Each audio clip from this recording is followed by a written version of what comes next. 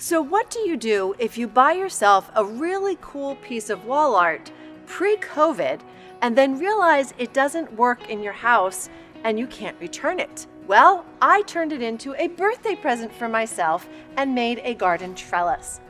Today is my 50th birthday, 50 years, and I've decided that I wanted to treat myself to this garden piece because gardening is one of my absolute favorite hobbies, especially in the spring. So if you want to help make my birthday, you can subscribe and make sure you hit the notification bell so you don't miss any of the Hip Chicks videos. This was such a cool piece that I found at HomeGoods, but when I realized I couldn't return it, I had to repurpose it.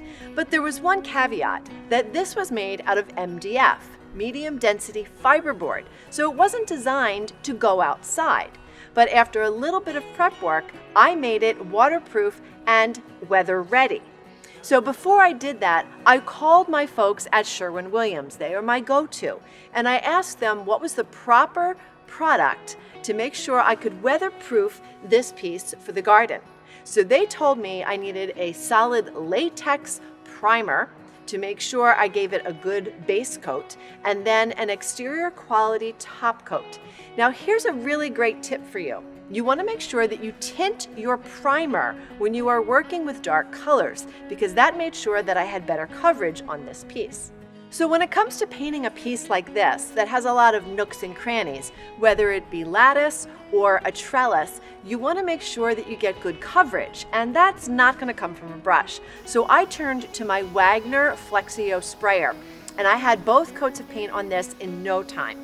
So before I could take this out into the garden, I had to give it some legs. So I used pressure-treated 2x4s, and I turned them on the side so that I had the skinny edge facing out so that I didn't have to see it across the back of my trellis.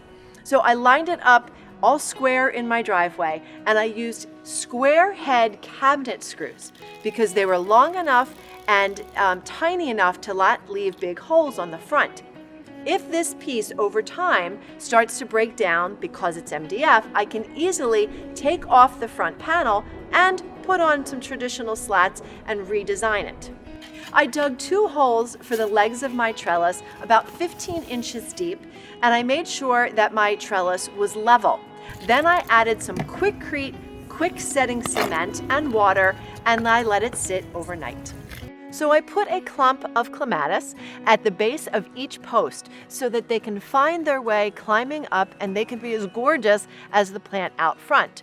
I grabbed a heather plant at the nursery, added some violas, and now I have this gorgeous array of color of yellow, purples, and blue to pull this garden together and give it life for the spring. So whether it's your birthday or not, treat yourself to something interesting in your garden, something that you have made by hand that you can appreciate and people will go ooh and ah over because it's interesting and it's different. So pop of color here, a pop of color there, an architectural element, and of course, colorful flowers that are natural to your area that will always give you that feeling of serenity and peace that you get from being outdoors.